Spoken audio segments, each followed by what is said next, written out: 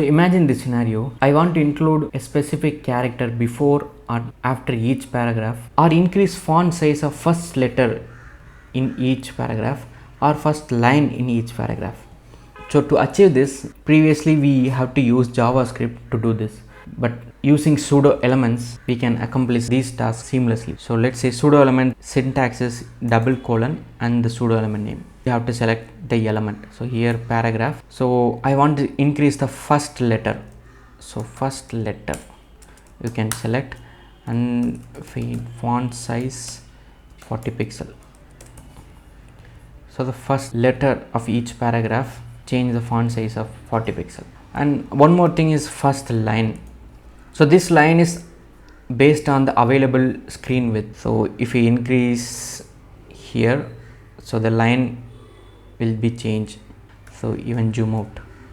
So the whole first line of each paragraph font size will be changed. So there is a before and after. So before each, I want to add content. So there is a, whenever you are using before and after and marker pseudo elements, you have to add content. The content is star. So now same thing for after. So let's see this in the inspect element.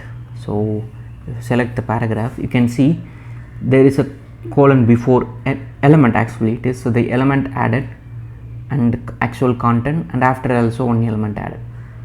So same thing for this paragraph also. So this is not a special state, so this is an element.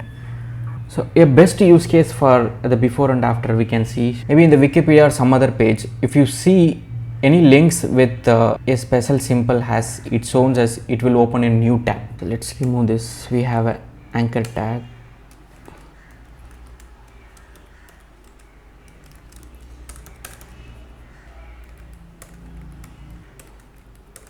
So now we have 3 links. We have a target. So only one link has target as blank. Target blank in the sense it will open in a new tab. So let's say first select, so based on the attribute value, so target blank. So whichever anchor tab has a target blank value, so after those value you need to add content. So content, you can give a text value or you can give URL to specify a image. So here we have a image for new tab. So you can see now. So this will be applicable for all the anchor tag. Let's say if I am adding one more. So wherever the target blank is there, so after each value we need to add the new tab link. So this will be a good real life usage for the after and before. There is one more thing. Let's say you have a list.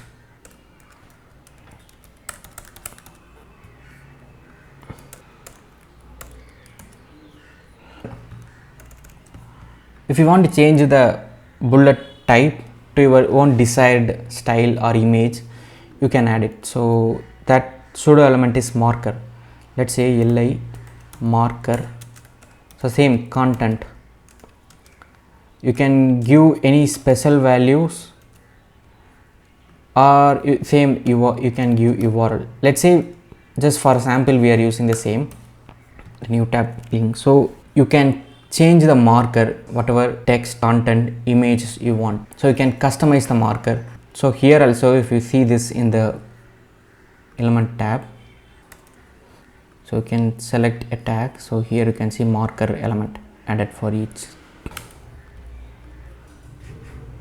Even if you didn't add anything, so by default marker has the marker element always be present, but it has some default styling. So it specified it list style type as disk. And one more thing, the placeholder. Let's say if we have input box, let's placeholder text. So placeholder text, you cannot directly change the color or design of the placeholder text of a input. There is no way without pseudo elements. So that's where input placeholder. Now you can add color as red.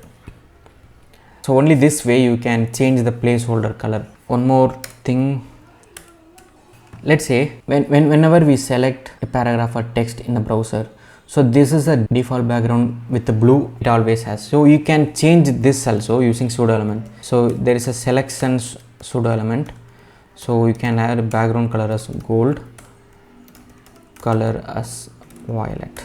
So whenever I'm selecting, so the background color as gold and color as violet. Even if you want green,